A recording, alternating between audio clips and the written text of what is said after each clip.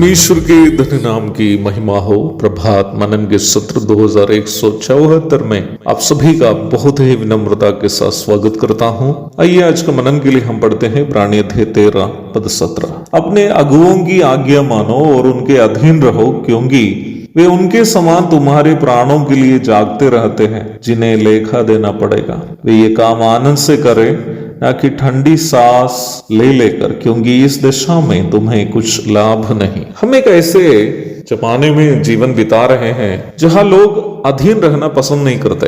यदि कई लोग अधीनता का मनोभाव दिखाते भी हो, तभी वे लोग ऐसे करते हैं जब उस प्रकार करने से उनका कोई लाभ हो। स्वेच्छा से एक दूसरे के अधीन रहने का मनोभाव लोगों में बिल्कुल कम हो गया है। चाहे समाज में या परिवार में या फिर कलीसिया में, लोग एक दूसरे को अधीन करने का मनोभाव अधिक दिखा रहे हैं आजकल। वास्तव में एक दूसरे को अधीन करने या रखने का मनोभाव शैतान का स्वभाव है। वो यहाँ तक अपने सृष्टिकर्ता परमेश्वर को भी अपने अधीन करने की कोशिश की थी। यशायाह अध्याय 14 पद 12 से 14 तक। परंतु दूसरे को अपने से श्रेष्ठ समझना और अपने को दूसरे के अधीन रखना इत्यादि ईश्वरीय स्वभाव है। हमारे प्रभु यीशु मसीह जो पिता एवं पवित्र आत्मा के तुल्य ईश्वरीयता में दूसरा व्यक्ति है, परमेश्वर के स्वरूप में होकर भी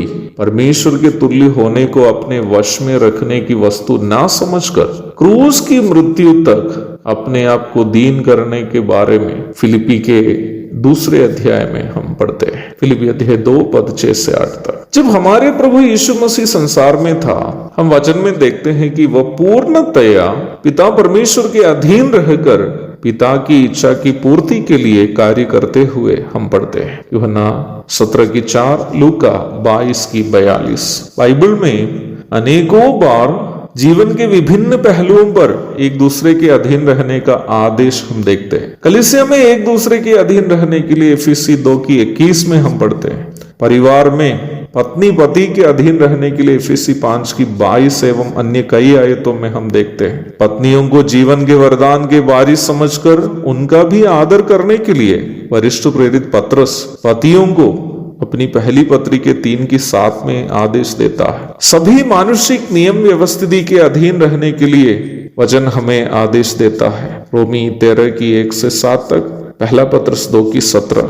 प्रारंभ में पढ़ी गई पद में कलीसिया में अगुओं के अधीन रहने के लिए भी वचन हमसे कहता है। मेरे प्यारो, मैं इन सभी दृष्टांत इसलिए आपको दिखाया कि आप ये समझे कि बाइबल हमें सिखाती है कि अधीन रहना एक अतुल्य स्वभाव है, क्योंकि ये ईश्वरीय स्वभाव है। प्रभु यीशु मसीह ने ये ईश्वरीय स्वभाव को संसार में आकर दिखाया। अवश्य हमें ये बात याद रखनी है कि अधिकार, पदवी, सम्मान इत्यादि होने के बावजूद भी यदि हम जानबूझकर किसी के सामने झुक जाते हैं, तो निम्न व्यवहार के द्वारा प्रभु यीशु मसीह के स्वभाव को हम दिखा रहे हैं। जहां झुकने का स्वभाव नहीं है, वह झगड़ा उत्पन्न होता है, वो चाहे परिवार में हो या फिर समाज में या फिर कलीसिया में। कुछ दिनों के पूर्व जब मैं पंजाब में एक कॉन्फ्रेंस में वचन की सेवा के लिए गया था, मेरा एक प्रिय भाई जो वचन जानने और सीखने की अच्छी इच्छा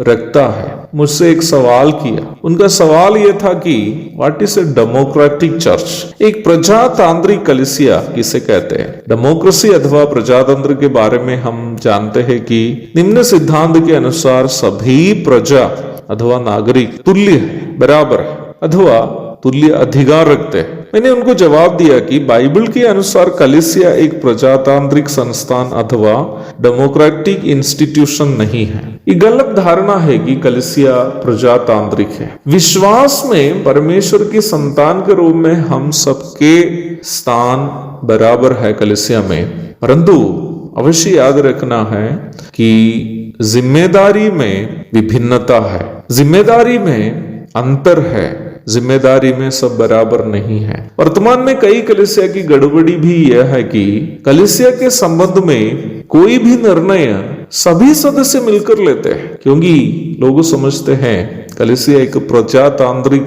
संस्थान है। People think that church is a democratic institution. ये वचन की शिक्षा के खिलाफ है। कलीसिया के एक स्वामी है जो स्वयं प्रभु यीशु मसीह है। इफिसी अध्याय 2 पद 22 और 23, कुलुसी 1:18। प्रभु कलीसिया के प्रधान रखवाले भी है। पहला पत्रस 5:4। प्रधान रखवाले के अधीन रहकर कलीसिया की रखवाली करनी अगुओं का दायित्व है। पहला पत्रस अध्याय 5:1-4 तक। प्रधान रखवाले के अधीन होकर कलीसिया की रखवाली करने वाले अगुओं के अधीन रहना सदस्यों की भी आत्मिक जिम्मेदारी है। प्रभु दया करे, इस विषय की अधिक चर्चा हम कल करेंगे। तब तक के लिए आपसे विदा हो जाता हूँ। प्रभु आप सबको आशीष दे। आमीन।